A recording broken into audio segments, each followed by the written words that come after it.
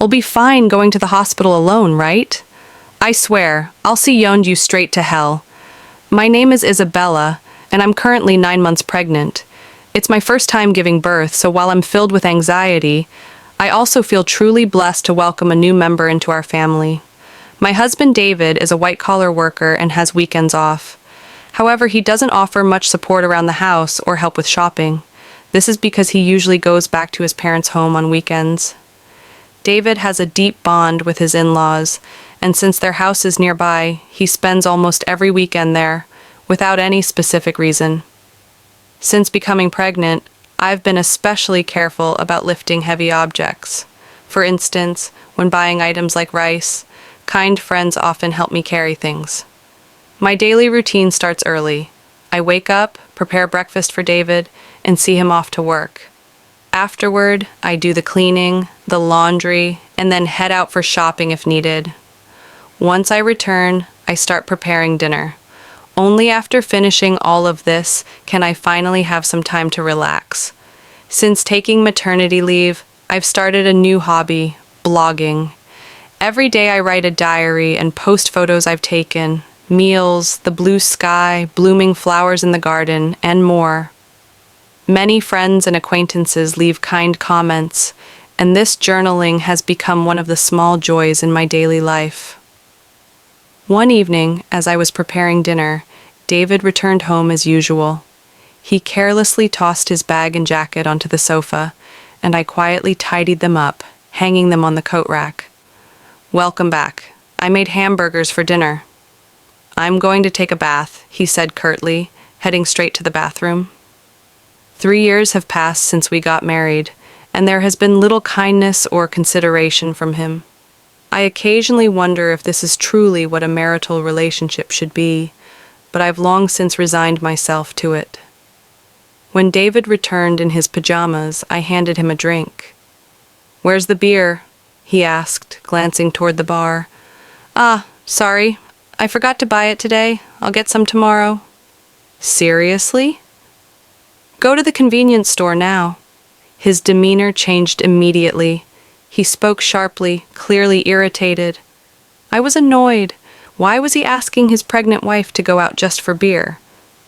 "If you want it so badly, why don't you go get it yourself? It's hard for me to move around with this big belly." At that, he got even angrier and started shouting. "You're the one who forgot to buy it. It's your job to fix that mistake. Just because you're pregnant doesn't mean you get special treatment. My mother always said it's important to keep moving during pregnancy for good health." Knowing how easily he flies off the handle, I reluctantly decided to go to the convenience store. Once I arrived, I bumped into Sarah, a neighbor. "Oh, Sarah, good evening." "Good evening, Isabella. Did you forget something too? I ran out of sauce, so I came here." Sarah's cheerful tone slightly lifted my spirits. "My husband really wanted beer and told me to go buy it." "Why didn't he just go himself?" That's what I said, but it didn't get through to him. "Sounds like you're having a tough time, Isabella."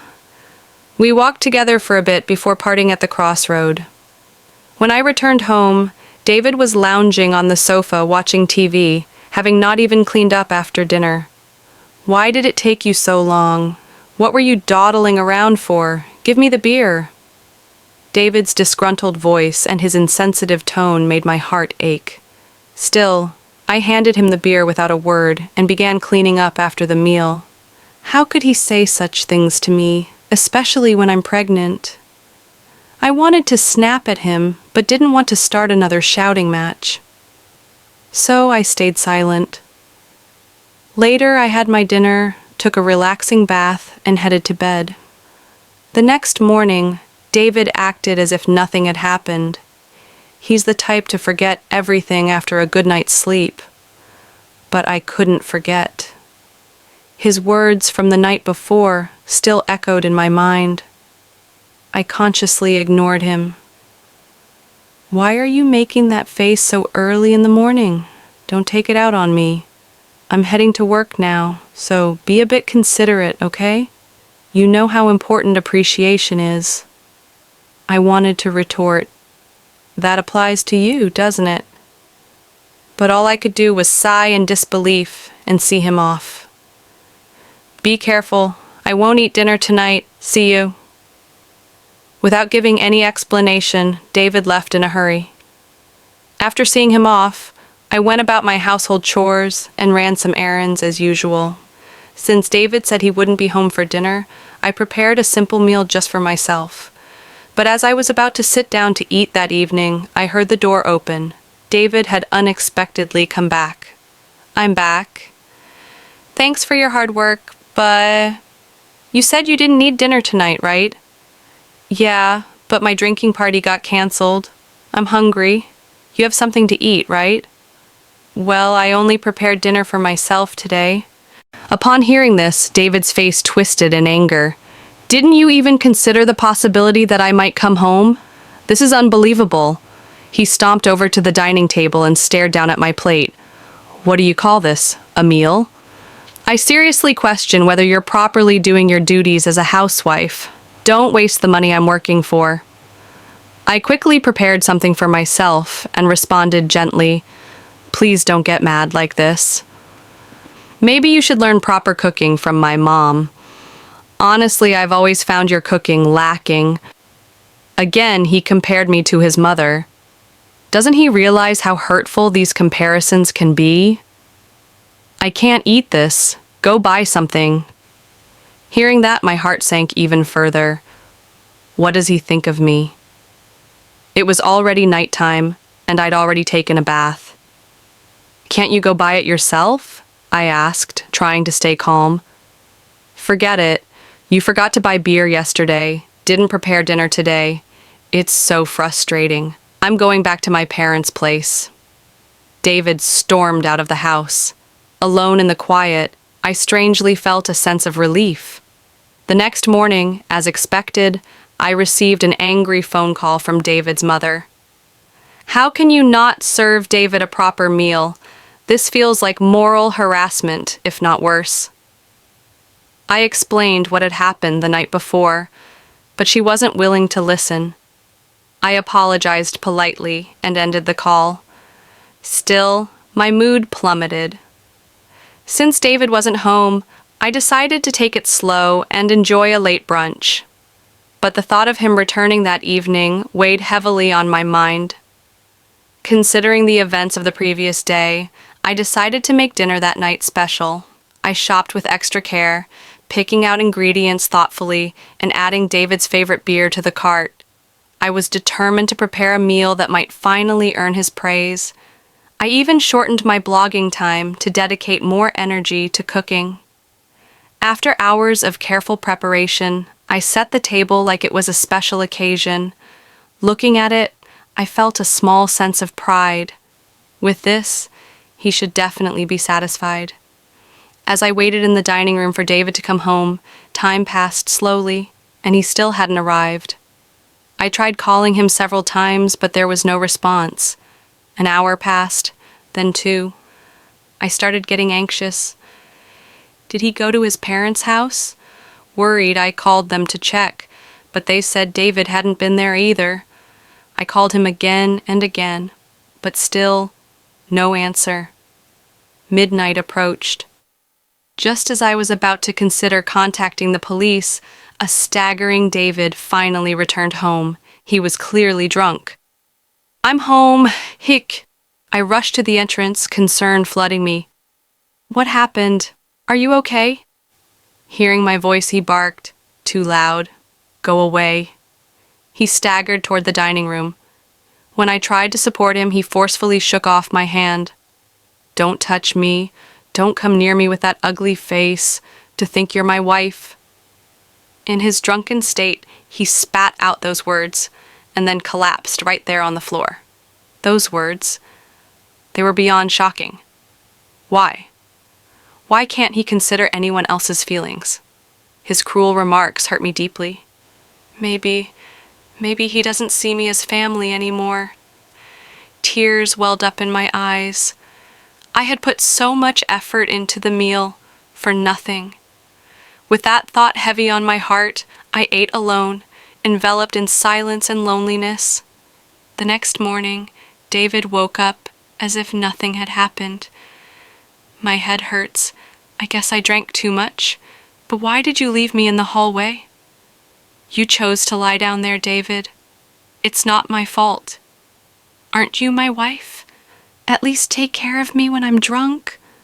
His words made me wonder, why does he always blame me first? If you weren't going to eat at home, you could have at least let me know. I prepared a full meal and called you multiple times. Why didn't you answer? David replied coldly. My drinking party from the day before got rescheduled to yesterday. Do I have to report everything? Besides, you know how hard it is to pick up the phone during a gathering. Think about my situation. With every word he said, my heart grew colder. My expectations of him shrank. That way, maybe I won't feel hurt or disappointed anymore. As I folded laundry, the thought lingered in my mind. I'm taking a break. I'll go back to my parents' house tomorrow.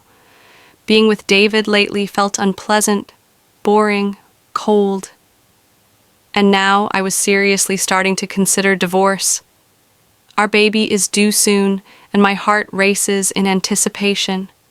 Even though I've heard stories about how painful labor can be, the excitement of meeting this new life overshadows my worries. Neighbors often smile at me and say, "It's just a little while longer," and it lifts my mood.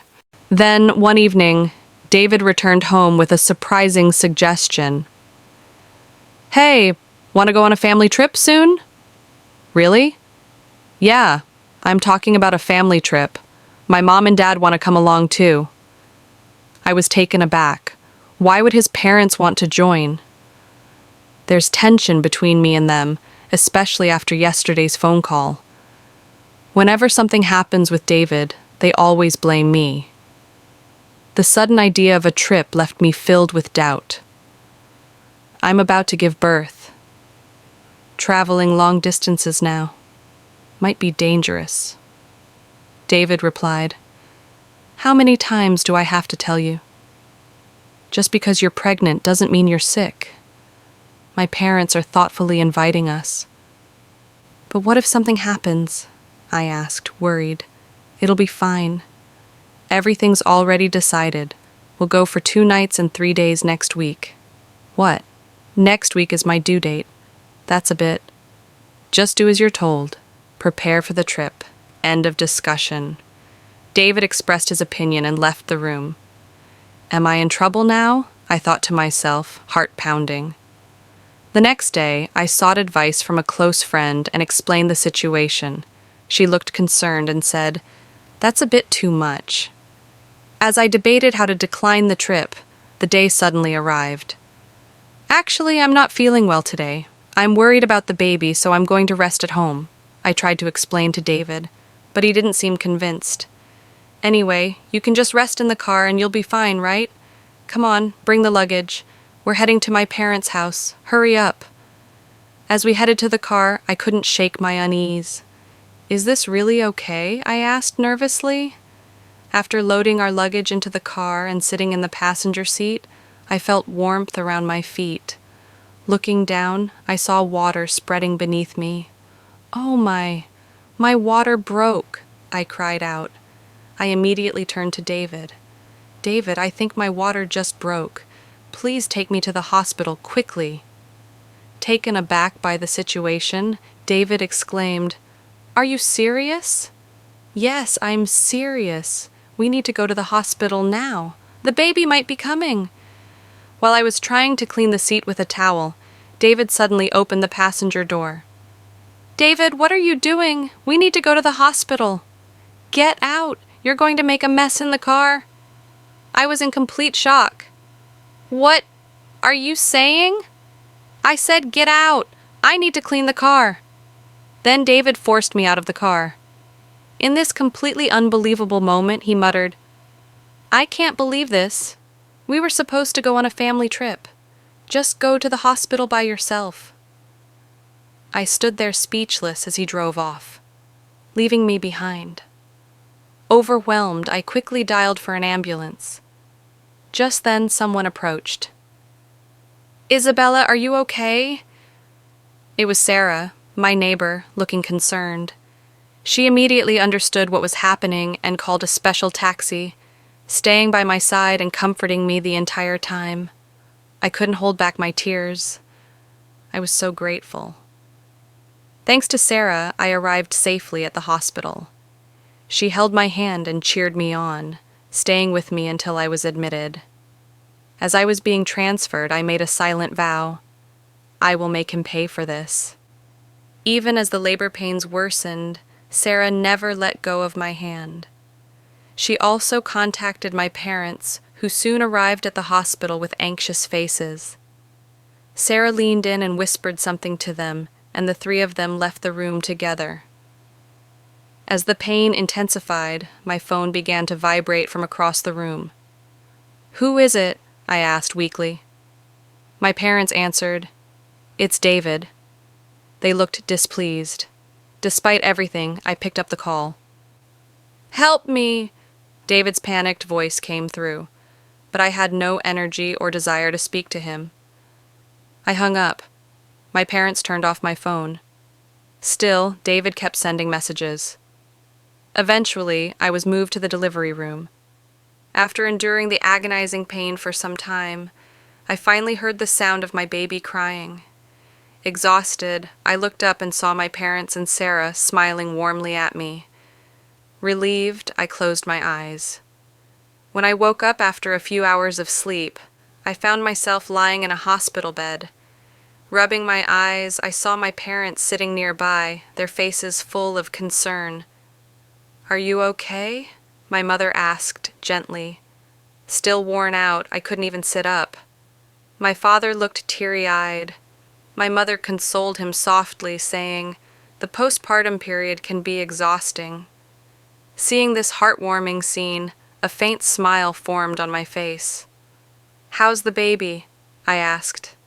My parents told me the baby was undergoing some tests, but would be brought back soon. However, I noticed Sarah wasn't in the room. "She left a little while ago," my mother said, reading my expression. "She said she wanted to talk with us privately." Thinking about how different things could have turned out without Sarah's help, I felt a deep sense of gratitude. I made a quiet promise. Once I'm discharged, I'll visit her to say thank you properly.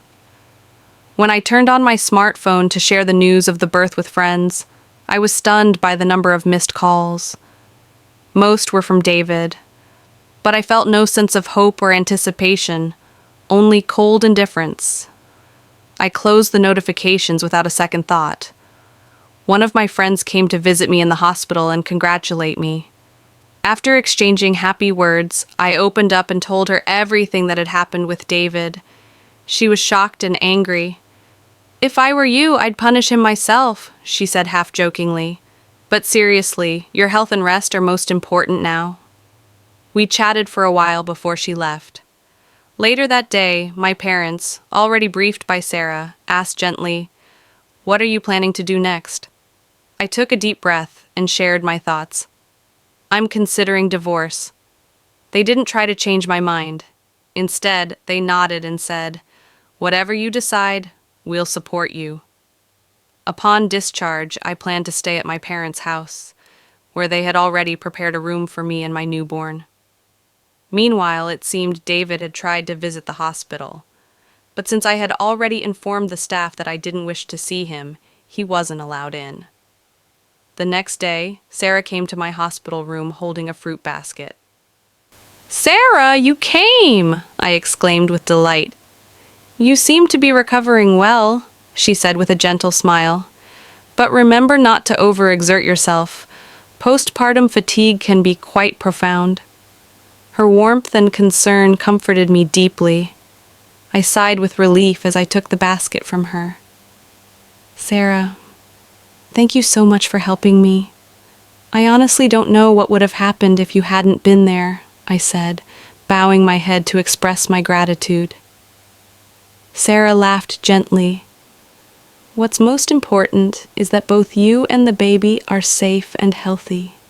That's all I care about. I owe you so much. Once things settle down, I'll come visit to thank you properly." She smiled warmly. You know, I told my husband about what happened. He was furious. From her words, I could already imagine the situation David might be facing. Sarah, I'm truly sorry for dragging you into this mess. Don't worry, just remember who you owe for being able to work at your current company. Her tone shifted slightly, and for the first time, there was a sharpness in her voice. Sarah was, in fact, the wife of the CEO at the company where David worked. When we first moved into this residential area, I had no idea. But after bumping into her frequently at the supermarket and local shops, we slowly became closer. Eventually, we began having tea together, and during one of those chats, she shared the nature of her husband's position. David, however, remained completely unaware. He hadn't even joined me during our initial neighborhood greetings and disliked interacting with others in general. Sarah had once gently asked me not to tell David about her identity. I respected her request. Knowing I was pregnant and still being forced to endure David's unreasonable behavior, Sarah had even offered a few times, "Should I talk to my husband about this?" I had always declined, not wanting to trouble her. But after what happened, perhaps even Sarah had reached her limit. "No wonder David kept calling so desperately," I murmured. "Sarah, I really can't thank you enough for everything." Her words, her actions, I realized just how lucky I was to have someone willing to stand up for me. Seeing the emotion welling up in my eyes, Sarah smiled again. "Isabella, you're a dear friend to me. I can't just stand by when something like this happens." Our conversation was filled with emotion and quiet smiles. Meanwhile, the notifications on my phone continued, David's messages flooding in nonstop, but I ignored them all. My mind was finally clear. I was no longer consumed by confusion or guilt. My only focus was how to move forward with my baby. As I was preparing to leave the hospital, a close friend visited my room, holding her smartphone. "I want you to see this," she said, handing it to me. Displayed on the screen was a viral post circulating on social media. "What's this about?"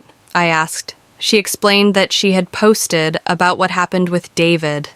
With a large following, her words reached far.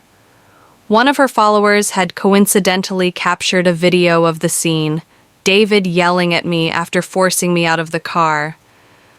The video had gone viral. My face was blurred for privacy, but the incident was unmistakable. With my friend's consent, the follower shared it online. The video spread like wildfire.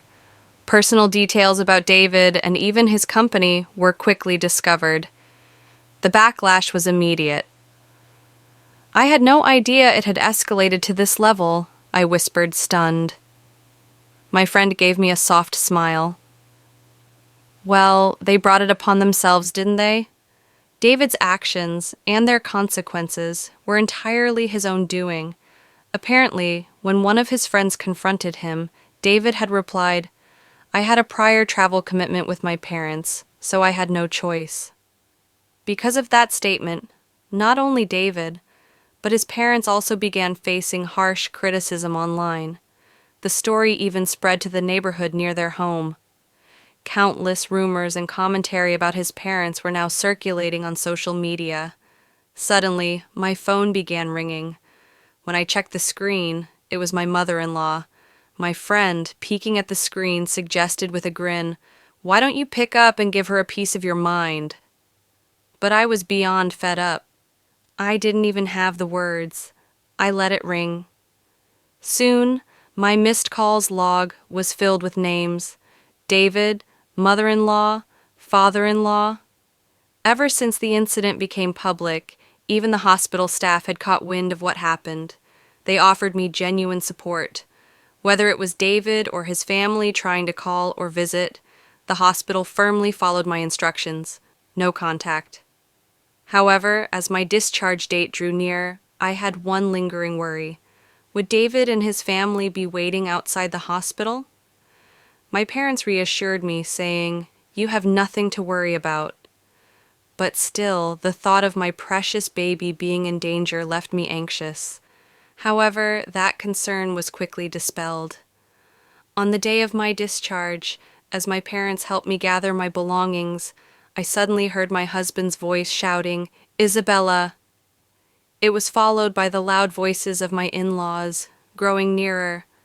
Suddenly, several men in black suits appeared and surrounded me, forming a protective barrier.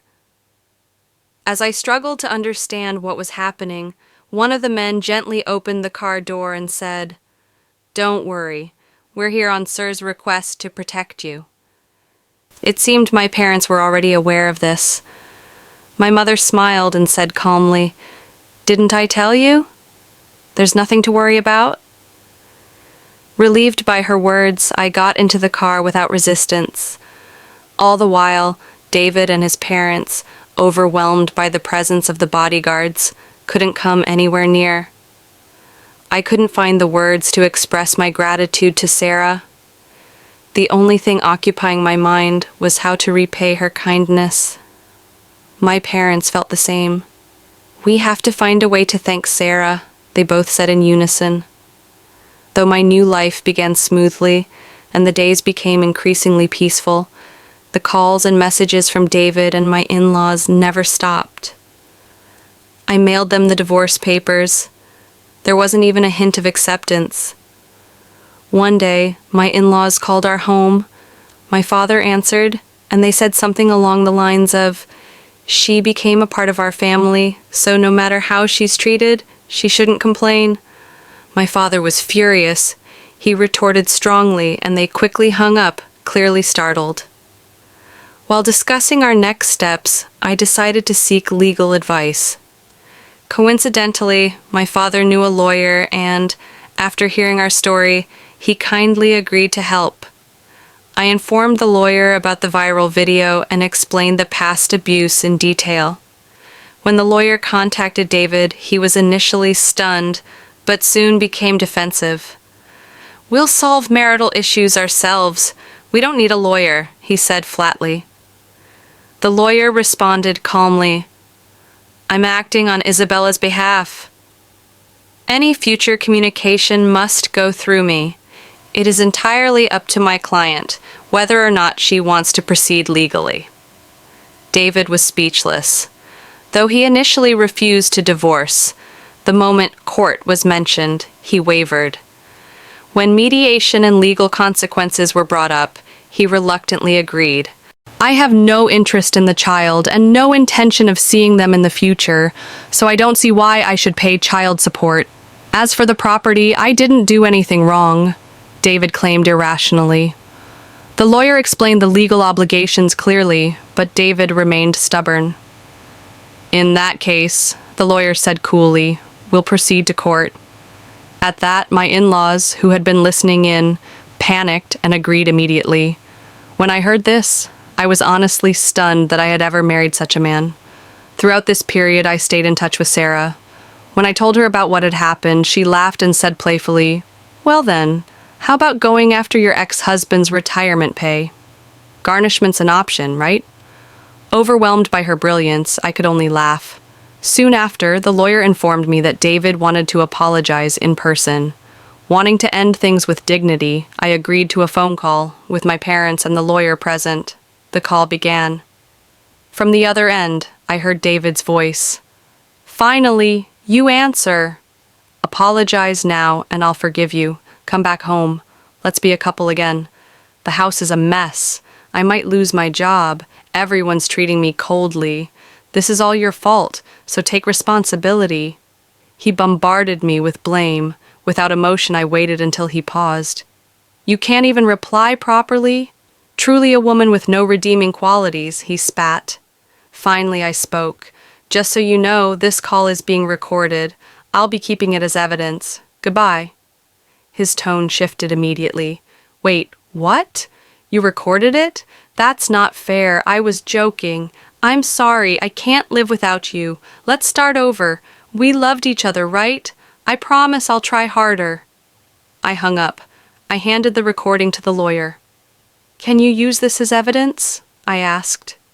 Shaking his head in disbelief, the lawyer muttered, "He truly is an incorrigible man." My parents, equally stunned, firmly agreed to cut all ties. They were less angry than they were disappointed. At some point, I realized I was actually starting to enjoy watching the consequences unfold. There was something satisfying in justice being served. The divorce procedures concluded smoothly. Property division, child support, all settled without further issues. Thanks to Sarah, who had shared the story with her husband, the CEO of David's company, disciplinary action followed. Her husband, a firm believer in family values, declared, "An employee who can't protect his family has no place in this company." David was fired. Without a job, he couldn't pay his housing loans and moved back to his parents' house. His reputation was ruined by the viral video, and stable employment became impossible. He struggled with temporary part-time jobs. Meanwhile, his parents, once proud and haughty, now lived in constant social shame. Even Sarah's friends in the neighborhood reported how coldly they were treated. Honestly, this public judgment might have been harder for them to bear than any legal punishment. With everything settled and my health steadily improving, my parents, my baby, and I visited Sarah's home to properly express our gratitude. Sarah and her husband were overjoyed to meet the baby and welcomed us warmly. Sarah's motherly warmth, her husband's kindness, it felt like family. In fact, my mother and Sarah became very close friends. My father and Sarah's husband also bonded. Our two families grew close in the most unexpected way. Even more surprising, Sarah and her husband's son, who was around my age, and I, began developing a special connection. A few years later, the idea that I might actually become part of Sarah's family, it was something none of us could have predicted. But life is strange, isn't it? Full of surprises.